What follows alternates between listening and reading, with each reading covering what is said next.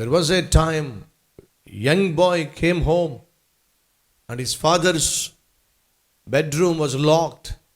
This young boy tried to find out what his father was doing inside.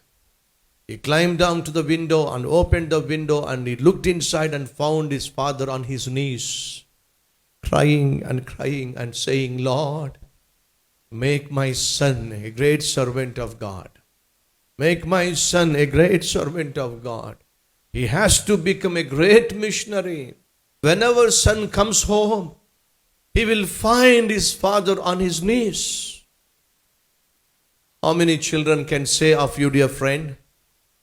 Can your son say this? Whenever I come home, I find my father praying. I find my mother praying. Can your son say that?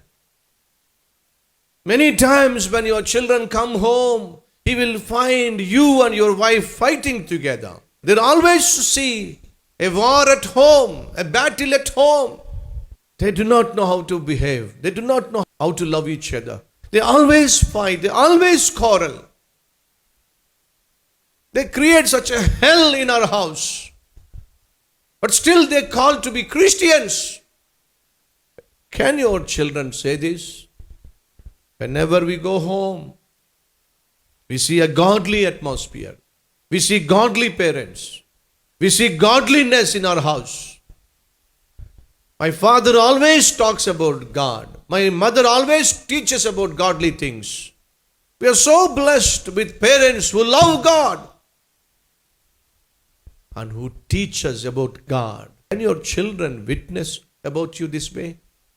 But this young boy can say that whenever I go home, I find my father on his knees, praying for me, asking God that I should become a missionary. Finally, he became a seminary student. He finished his graduation. He came out, and readily there was a job available to be a pastor in Boston City.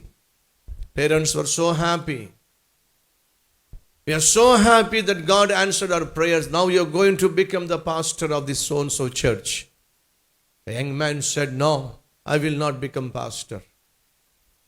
Mother cried and said, my son, this is what we have been praying and asking God, that you should become pastor.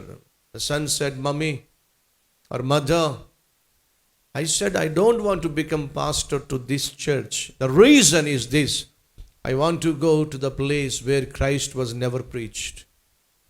I want to go to the country where Christ was never been preached, where people live without hope.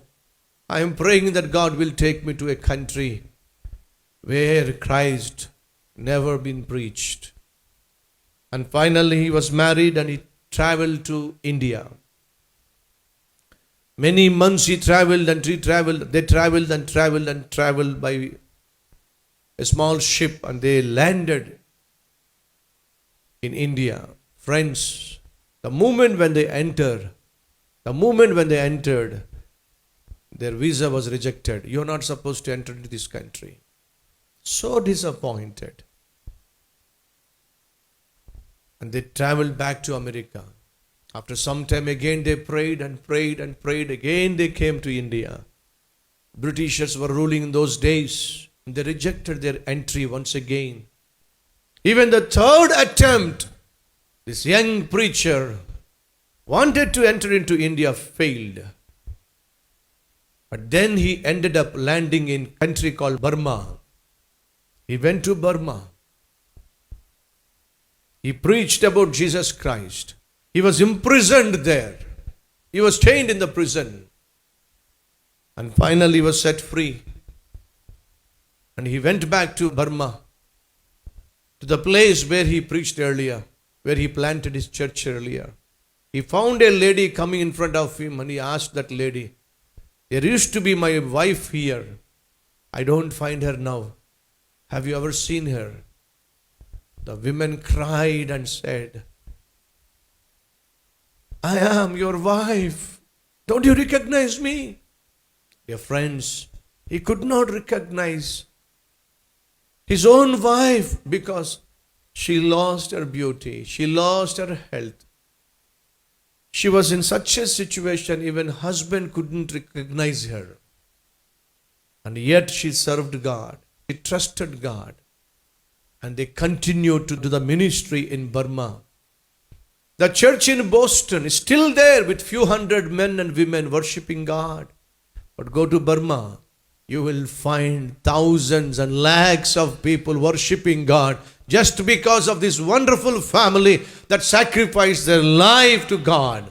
His name is Adoniram Judson, a great missionary who traveled all the way from America. He sacrificed his very life. He became great missionary to Burma. But remember, it all began with parents' prayer. It all began with father's prayer. There is a power in parents' prayer.